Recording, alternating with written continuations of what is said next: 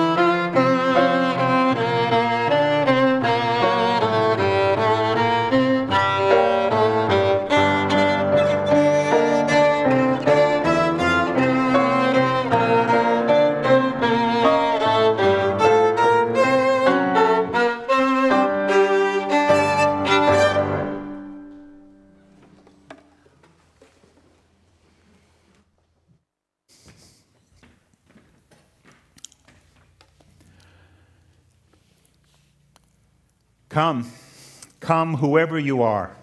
Come with your hurts, your imperfections, your places that feel raw and exposed.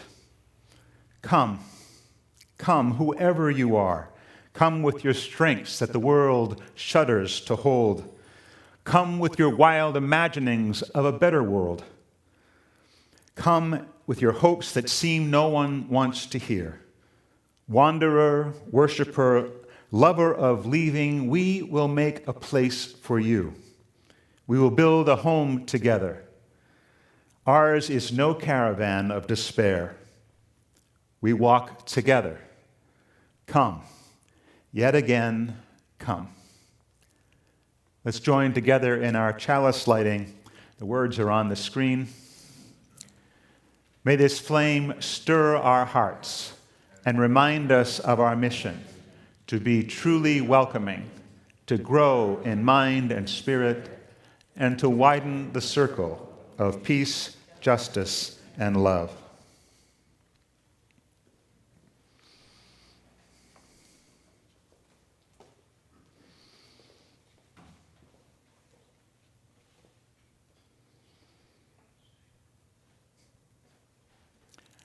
And let's join together in not singing, actually. It's so automatic. I invite anybody in the sanctuary to hum along inside your masks. I hope everybody at home is going to be singing loud enough for us to hear you as we sing our opening hymn, Come, Come, Whoever You Are.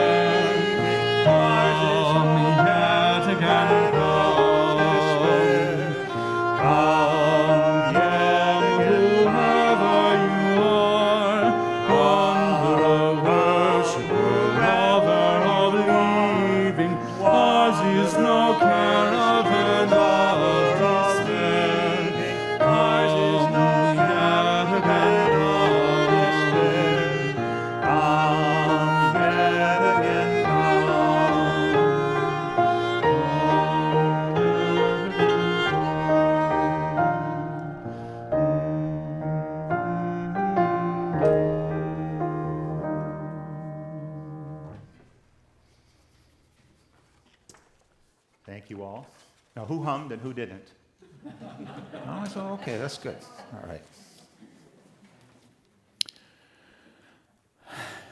There's an old Sioux legend that speaks to what happens when times become uncertain, when the threads of existence loosen and everything seems to be unraveling.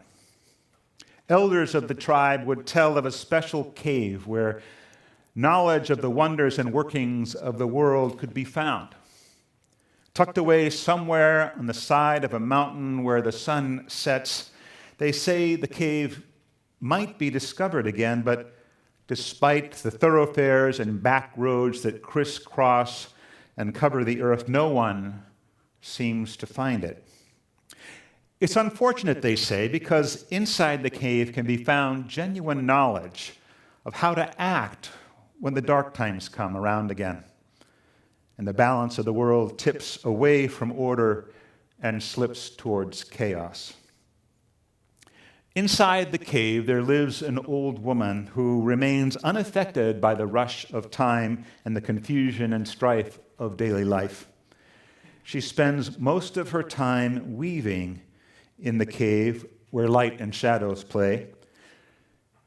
She wants to fashion the most beautiful garment in the whole world.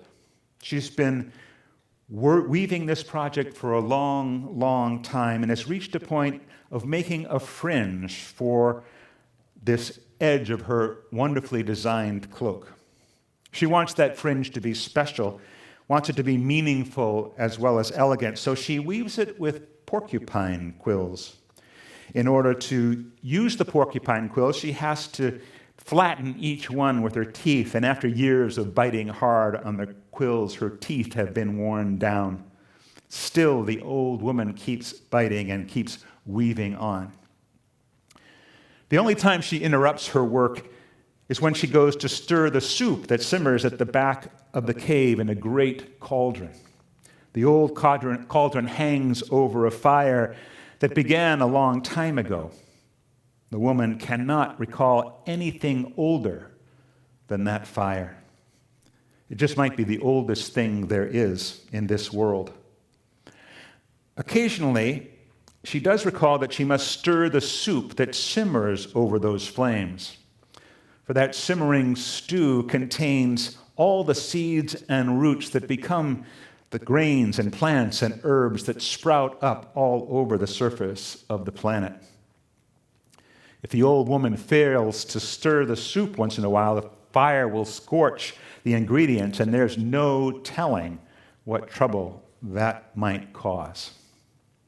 So the old woman divides her time between weaving the exquisite cloak and stirring the elemental soup. In a sense, she's responsible for weaving things together as well as stirring things up. She senses when the time has come to let go the weaving and move to the back of the cave to stir the cauldron. Then she leaves the weaving on the floor and turns to the task. Because she's old and tired, it takes time. Tired from the relentless passage of time, so she moves slowly and carefully and ambles over to the cauldron.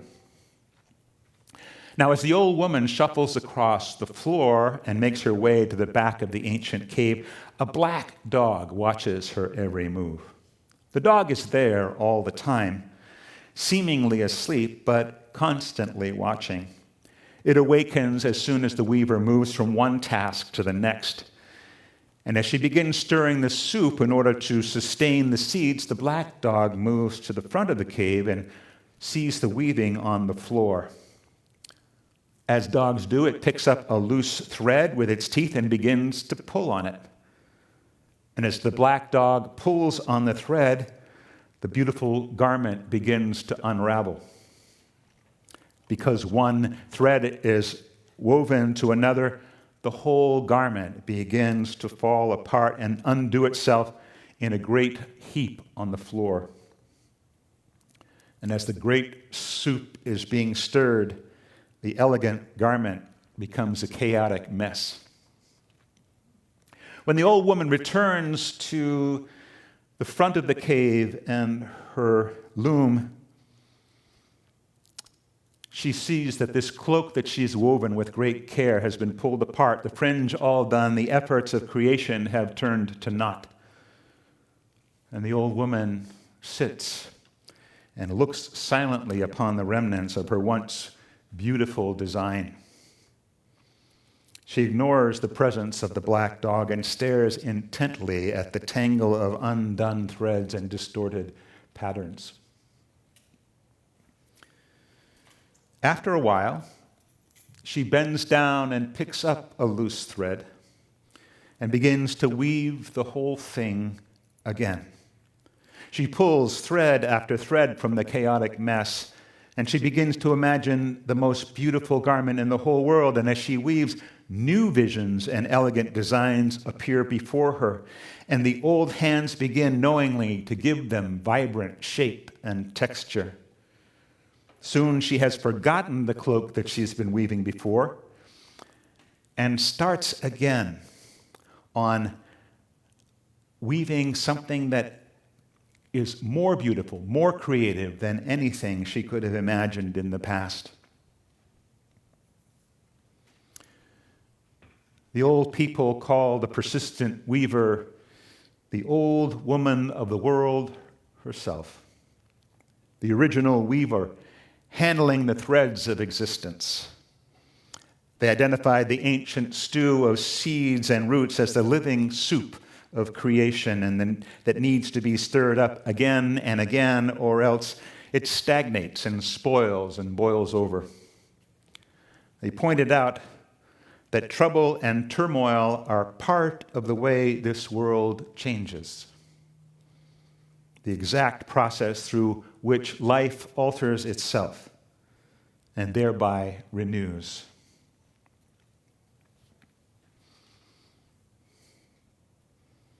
Let's sing or hum together as you remain seated our centering hymn, Filled with Loving Kindness, number 1031.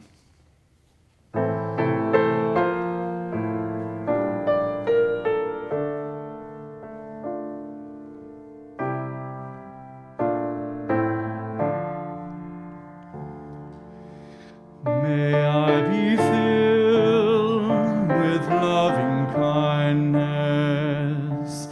May I be well. May I be filled with loving kindness. May I be well. May I be peaceful and at ease. May I be whole. May you be filled with loving kindness. May you be well. May you be filled with loving kindness. May you be well. May you be peaceful and at ease.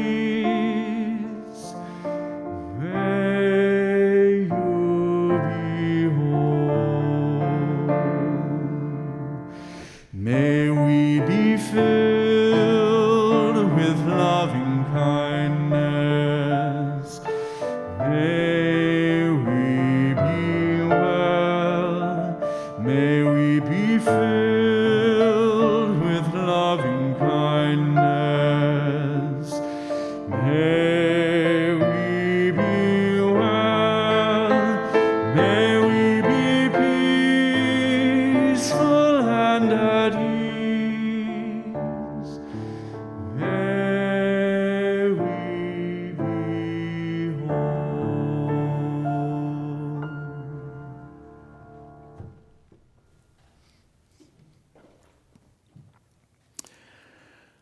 We enter in a time where we often share our joys and sorrows, and while we won't for some time be coming out into the sanctuary to hear from you directly, in a moment I'll invite you to speak a name or names into this space. I have three joys to share this morning. One is that our member Jerry Grogan has finished his rehab at the Arlington after hip surgery and departed there after recovering from that. So we're grateful for that. Two, it's my son Adam's 34th birthday this morning. So I'm grateful for him very much, very proud of him. And though I'm sure, absolutely sure that he's not watching this morning, we will send our love out to Adam. And my third and greatest joy this morning is that our religious exploration program has started to tick again, and we have some children and youth down at the gazebo, the newly landscaped and paved gazebo, and they're having fun this morning getting to know each other again. And the committee that's pulled that together is there with them, as is our new religious exploration interim coordinator, Stephanie St. John, who you'll hear more about in the newsletter that'll go out this week. So we're grateful to have Stephanie with us, and you'll meet her in person, I think, next week. We've sort of figured that out. And we're just so excited that the kids are back, and you can see in their faces the joy of being back here as well. If you have a joy or a sorrow that you'd like to share, I will sort of wave my magic wand across the sanctuary, and if you have a name that you'd like to speak into this space, either in joy or in sorrow, I hope you'll do so. So joys and sorrows.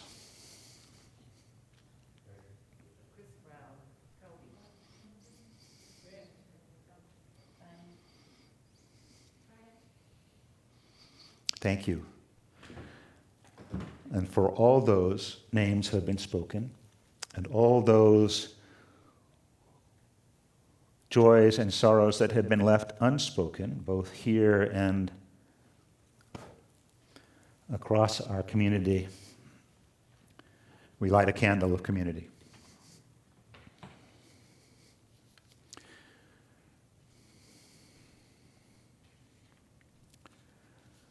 Let's deepen into a time of meditation.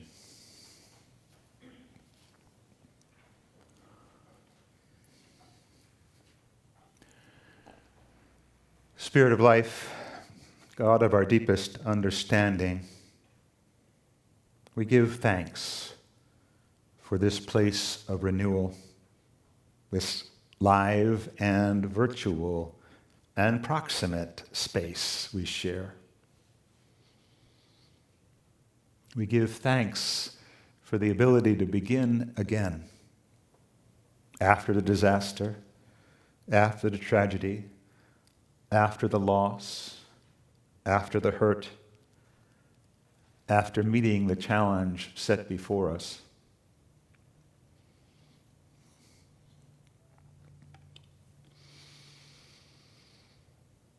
We seek here the courage to continue, to stay on the journey, the courage to speak up for the well-being of others and ourselves and this planet. And we seek forgiveness when our courage falls short, and loving arms are there to gently help us find the path again. Here we strive to embody our faith and our values as we live every day in this world.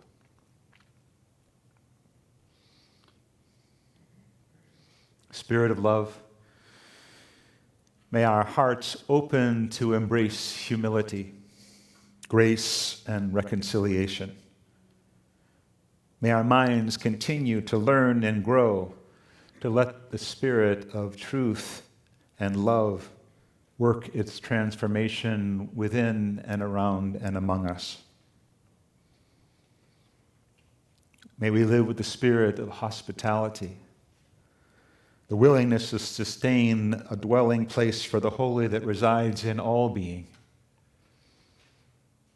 May we find some sense of peace in the world, even as we are in motion.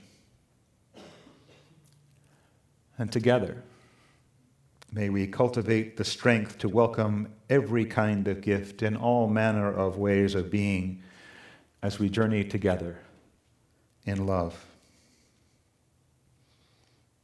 Into this time of shared silence, I hope you will add your own hopes for the world, for yourself, and all who dwell together here on this earthly home.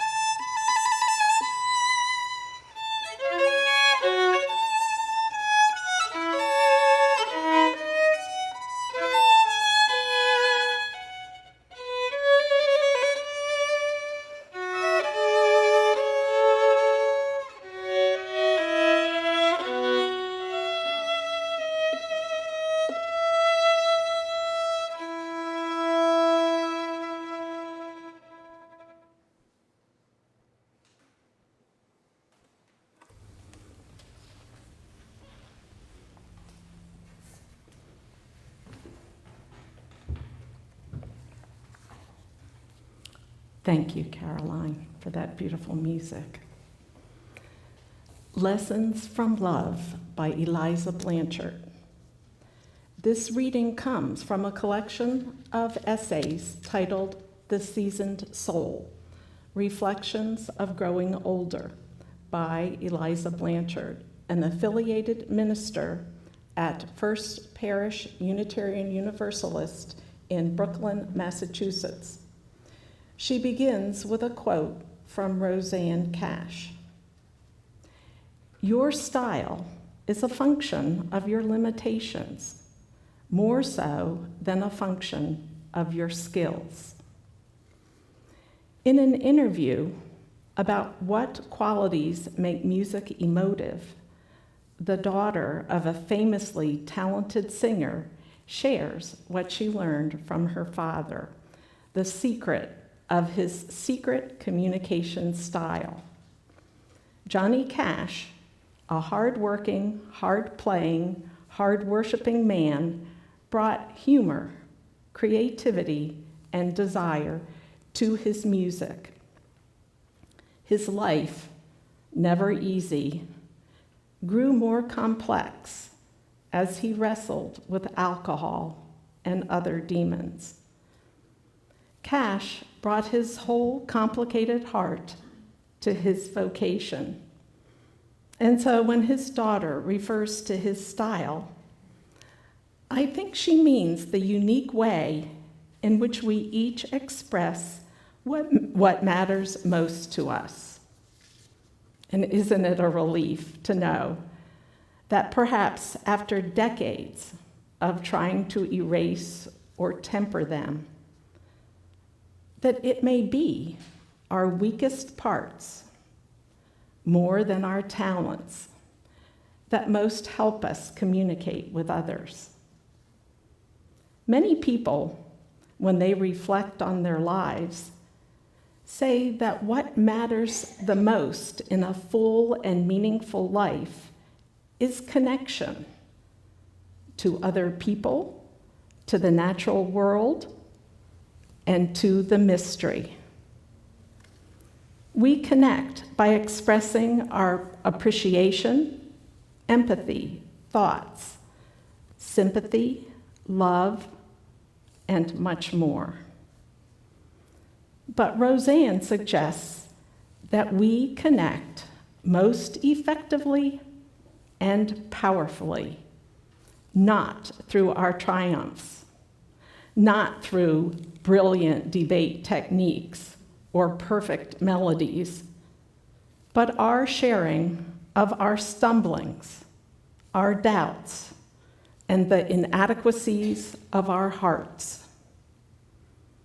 If we are fortunate, we can become teachers and examples to others in showing them that they are worthy of love by sharing the imperfect wholeness of ourselves.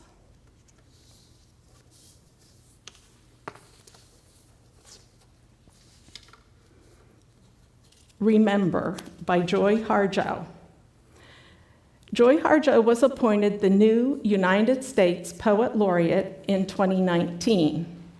Born in Tulsa, Oklahoma in 1951, she is a member of the Misko Creek Nation and an author of several books of poetry. Remember. Remember the sky that you were born under.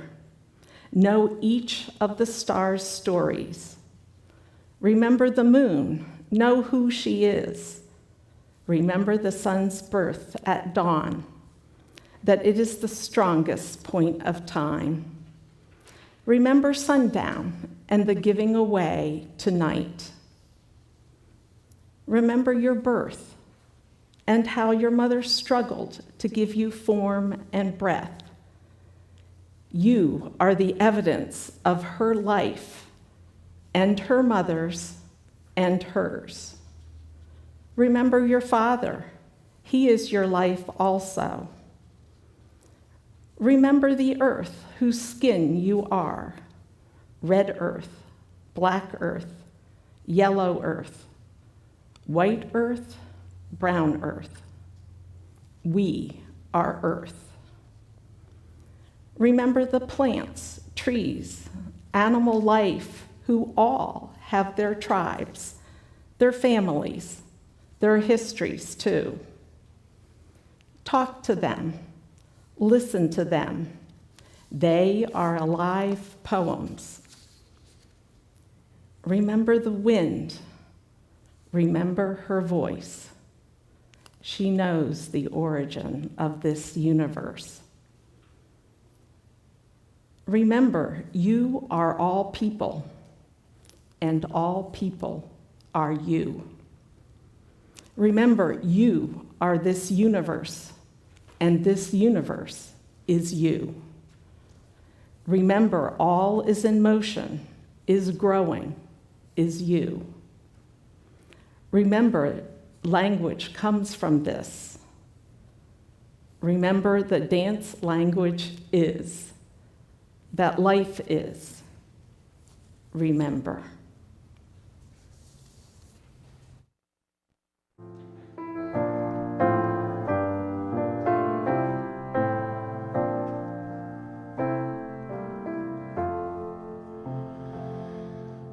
Love's the grace that makes us caring all through our lives, urges us to warmth and sharing all through our lives, speaks in us oppression naming, strives in us injustice shaming, lives in us true peace proclaiming all through our lives. Loves the clown that mocks at winning all through the world, midwife of each new beginning all through the world. In the struggles that confound us, in the chaos all around us, love's wide arms with hope surround us all through the world.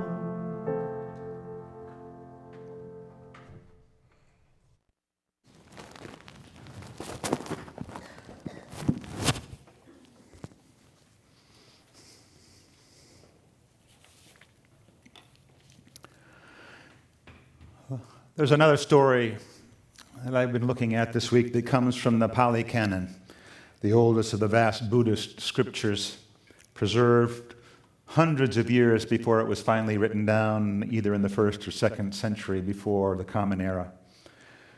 This telling is a simple version, modified, of an originally very long discourse. And it seems that a young member of the court came to a newly consecrated royal sovereign and said, "You need to know, Your Majesty, that with the previous sovereign's death, my deepest sympathies to you. The sacred treasure of our nation, the heavenly wheel treasure, the golden wheel, has disappeared, and we don't know what's become of it." The new sovereign was grieved, felt forlorn. They'd been instructed in the ways of ruling, but not to deal with such a loss so soon. They had decided to seek out the counsel of the sage. And the sage said to the sovereign, "Do not be unhappy at the vanishing of the wheel treasure. It is not something you inherit from the previous sovereign, but if you implement the royal duties faithfully as they were taught you, the new wheel treasure will appear. Let's call it the wheel of what we hold dear. Think of that wheel now instead. Honor it, cherish it. If you do, you will become known as the wheel-turning monarch, just as the previous sovereign. But I'm not sure what that means, said the new sovereign. What is the noble duty of a wheel-turning monarch? Well, said the sage, relying on principle for one, honoring, respecting, and venerating principle. Having principle as your flag, banner, and authority. Provide just protection for all. Let the wheel of what we hold dear turn for everyone. Your own household, including your children, your guard, your citizens, people in the cities, people in the country, ascetics and clerics alike, even beast and bird. Do not let injustice prevail anywhere. Take care of those in need. And every once in a while, seek the counsel of those who pursue the ascetic life. Ask, what is skillful? What is unskillful? How should I proceed? Be open to suggestion. Modeling this path, the sage said, and cultivating everyone's interest in these things constitute the duty of a wheel-turning monarch. Above all, balance is important. The wheel will not turn without balance.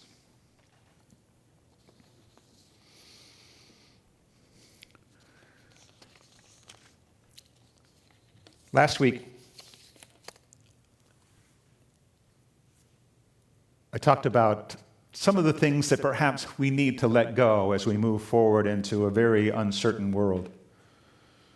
We have already had, in many ways, to give up our sense of security, our sense of ease and comfort, our sense of independence, our sense of freedom, of movement. And these are things, having experienced this loss, we need to consider remembering that those are things that are the benefit, the luxury of a privileged community. And now, as we move forward, what are those things we need to remember? What's on that wheel that we hold dear, of things we hold dear? I spoke last week about a quote from Thomas Merton, who spoke of this great upheaval way back in 1968. And what Merton said, if we really sought truth, we would slowly and laboriously begin to divest ourselves one by one of all the coverings of fiction and delusion that we hold. That's very hard to do as an individual. Very hard to do alone. In community, however, if we continue to think and question one another, to consider our privilege, to consider our responsibilities, it's possible. I mentioned Harold Kushner, Rabbi Harold Kushner, and his understanding of what integrity means, about being unbroken and undivided, not saying one thing and doing another, of finding a way to integrate the soul. That too is difficult alone. And so what is it that we need to remember as we move forward in this world that seems to be unraveling, that seems to be tipping towards chaos? In part, it's balance, a balance of many things. I will make up my own list and you will make up yours. But I think there are some important elements at the hub of that wheel. I think we need to attend to joy, from wherever that comes, and mostly from each other, from our connections, family and friends and community. The joy of a neighbor, the joy of a great conversation or a glass of wine, the joy of interacting with other people. When I meet with people after a loss and they're struggling to find their footing, I ask the question, what brings you joy?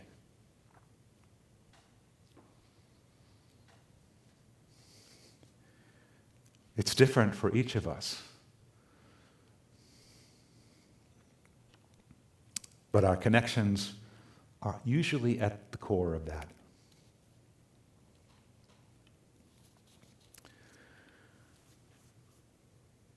Be vulnerable. We cannot move forward if we hold on to the facade of our privilege. We have to lean into who we truly are and be comfortable with that. And be comfortable with the people that we interact with and who they truly are, with all our own and their own strengths and weaknesses. If we can't do that, then we have a very short way to go. And we need to care for one another, of course. This community is wonderfully caring. There's such a community of connection here, people checking on one another, people responding. It is one of our great strengths. It's a foundation for this community. Diving into community itself is important. Taking part, finding connections. When you are here, when you're at home, finding community here in this place or somewhere else is so important. Those places where we can explore our own vulnerabilities and find our own strengths and express our own style that way.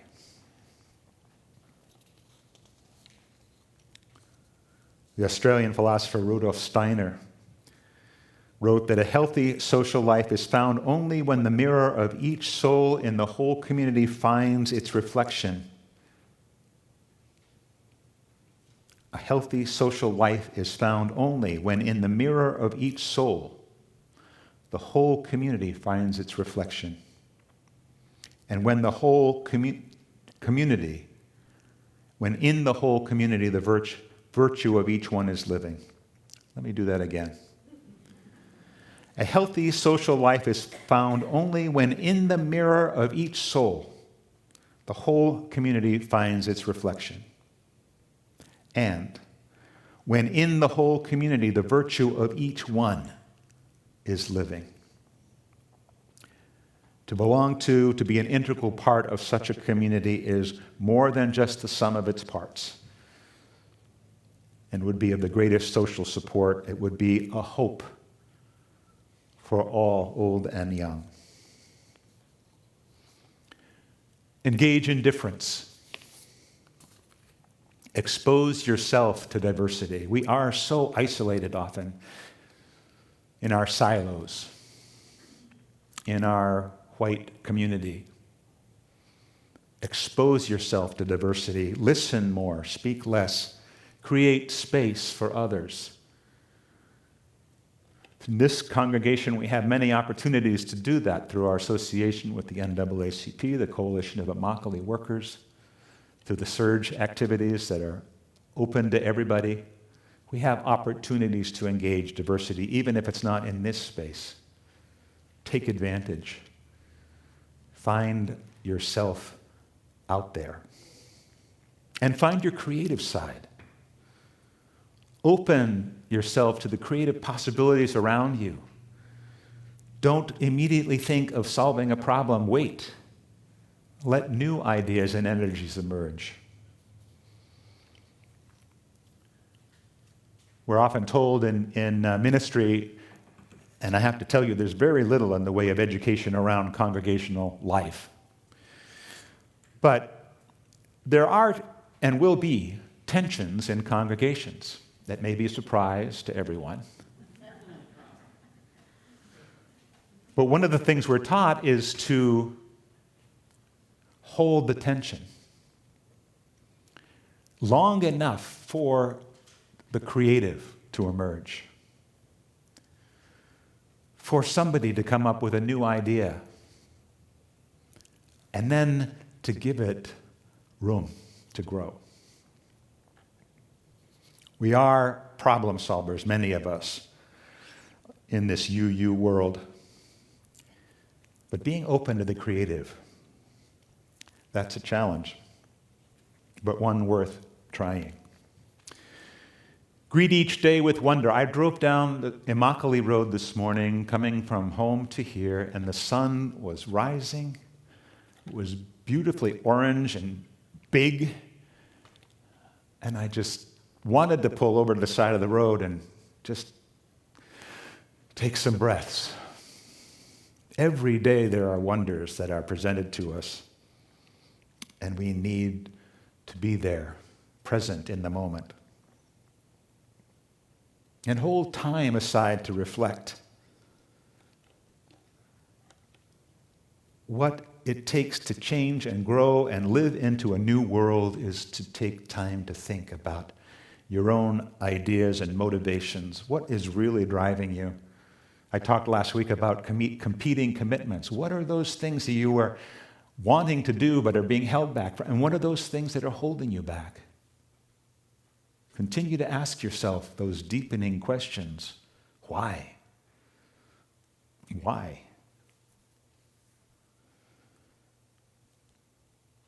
Live with intention. Our intentions are neither good nor bad, but how they play out in the world are definitely have consequence. In many ways, our intentions, our thoughts, our commitments, our internal commitments define who we are to ourselves. But our actions in the world define us within the social structure.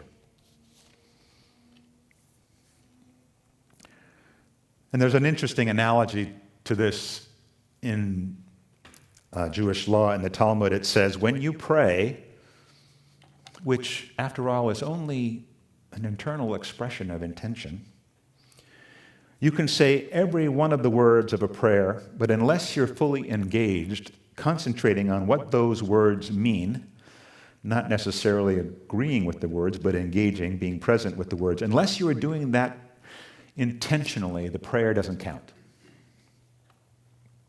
And I wonder if we can apply the same to our own intentions and our own relationships. If we really, really care, perhaps we will spend more time making those intentions a reality and being aware of their consequence. Lean into conflict. Conflict is natural. It's a part of this world. It's natural. It happens. We are different, each of us individually. And our ideas and our thoughts and our intentions will come into conflict. Lean into it. Learn from conflict. Grow with it. Allow conflict to transform you. Don't stay stuck. Listen deeply. The world doesn't need any more stuck people. It needs people who will learn and grow and move through the inevitable conflicts that we find in our days.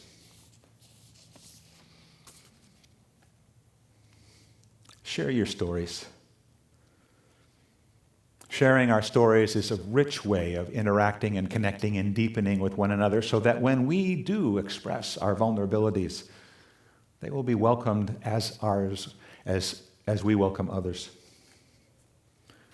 Our stories have a wonderful power to blend with other experiences we've had and impact us deeply. We can change one another if we just begin to openly share. The theologian Henry Nelson Wyman talked about how when we are actually communicating at that level, we are creating an energy that is powerful. engaging and working and listening and reflecting and sharing, building on what comes out of our sharing and our experience, we widen the circle of our understanding. Be a connector. It is, as I said, our social connections that define us. Think about the ways in which you connect with others and the ways in which you may be a separator, someone who creates the divide both within yourself and in the people around you.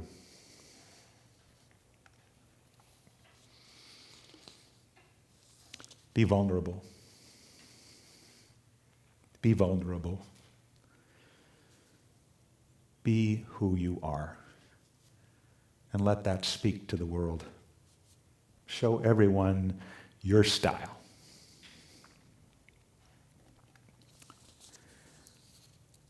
So those are mine.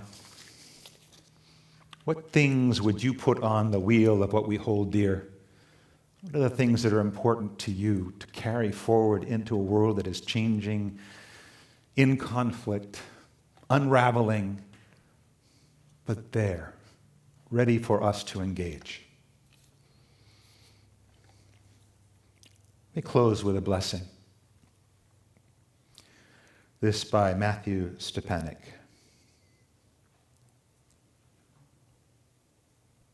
Let our breath be gentle wind. Let our ears be those of those who listen. Let our hearts be not ones that rage so quickly and thus blow dramatically and uselessly. Let our spirit attend and be most diligent to the soft yet desperate whisper of hope and peace for our world. Let our souls be those which watch for the sun, waiting with wonder and want. Let our eyes be attentive with interest and respect. Let our minds be committed to health and happiness. Let our hands join in helpful resolution to living forward into our best self, praying and playing and passing through moments of pain or memory, makers of pleasure, touching the future together.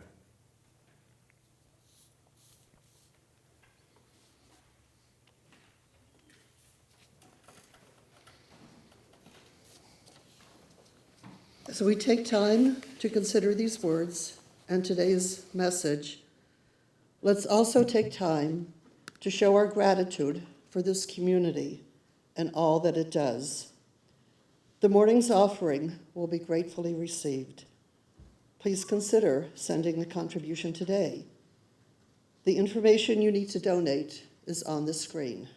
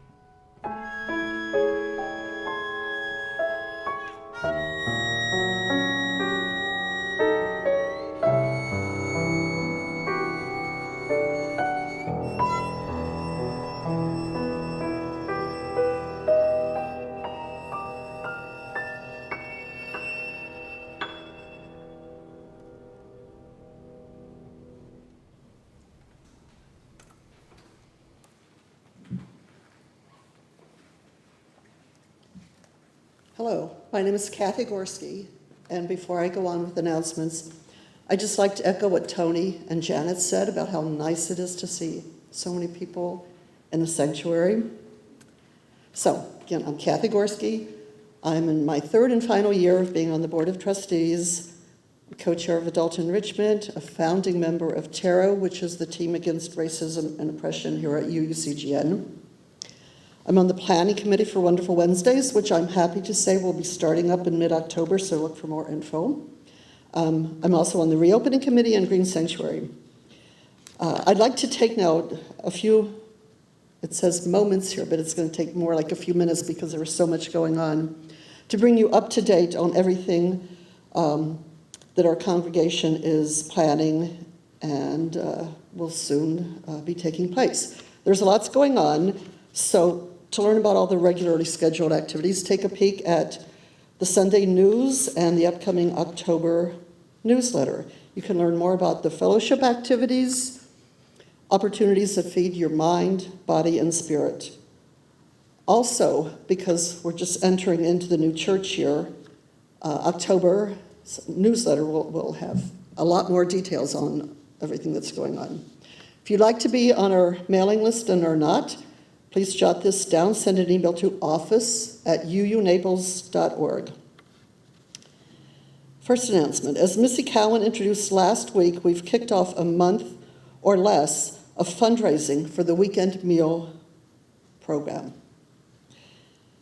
We started weekend meals to meet the needs of Collier County elementary school children who are fed by the school meals program during the week, yet quietly go hungry over the weekend.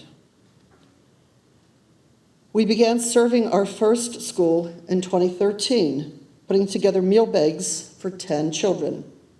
Since then, through the continued growth in sponsorship and volunteers, we've been able to serve more students every year. Even during last year's pandemic-impacted school year, we provided meals for 99 kindergarten through 5th grade students for 4 area schools. This past spring, during our normal time for fundraising, you generously donated a record amount to the program, and we've been able to extend our service to a 5th elementary school. Thank you so very much. Now, there are so many young people who look forward to their blue weekend meal bags every week. We are currently serving 122 students, but our experience has shown that the number of requests grows during each school year as the school counselors become aware and are able to identify more students in need. And we want to be able to meet this anticipated growth. That's why the Weekend Meals team is back, hoping to raise another $8,000 to meet the increased need through the current school year. From now until the end of October, we're sponsoring a back-to-school fundraising campaign. As soon as we reach the $8,000 level, we will discontinue the campaign and notify you that our goal has been generously met. Donations of all sizes are welcome and can be made by writing a check to UUCGN and listing weekend meals on the memo line, or you can go to the website, uunaples.org, click on the Serve Others tab at the top of the page, and in the drop-down box, you'll see Weekend Meals for Kids. You click on that, then you use the Donate button to complete your transaction. All donations are appreciated and will ensure more smiling faces. Thank you to all those who have donated in the past to this valuable program and to those who will choose to contribute this month.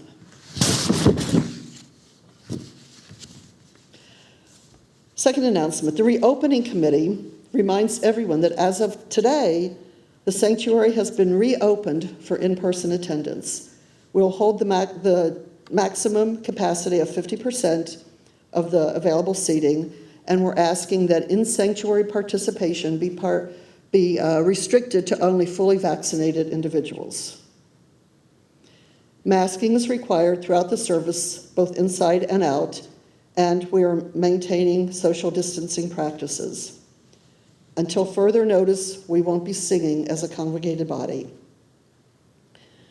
We will, of course, continue to provide our services on live streaming through Facebook, as well as making the services available on demand at times convenient to you on both Facebook and YouTube. You're probably quite used to this by this point. And for those wishing to gather in a socially distanced manner outdoors, our services will continue to be available via live video on the pavilion.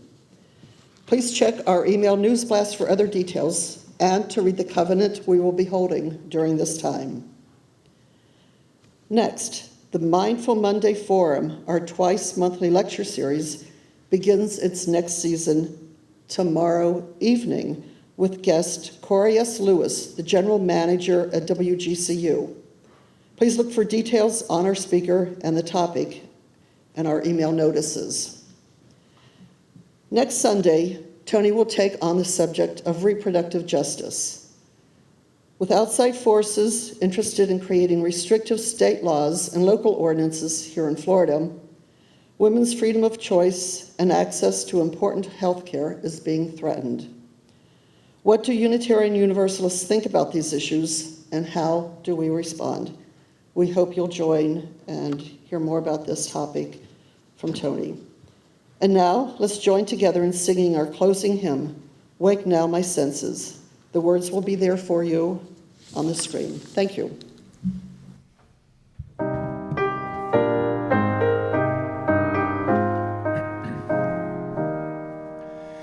Wake now my senses and hear the earth call. Feel the deep power of being in all. Keep with the web of creation your vow. Giving, receiving as love shows us how. Wake now, compassion, give heed to the cry. Voices of suffering fill the white sky. Take as your neighbor both stranger and friend, praying and striving their hardship to end. Wake now, my conscience, with justice thy guide. Join with all people whose rights are denied. Take not for granted a privileged place. God's love embraces the whole human race.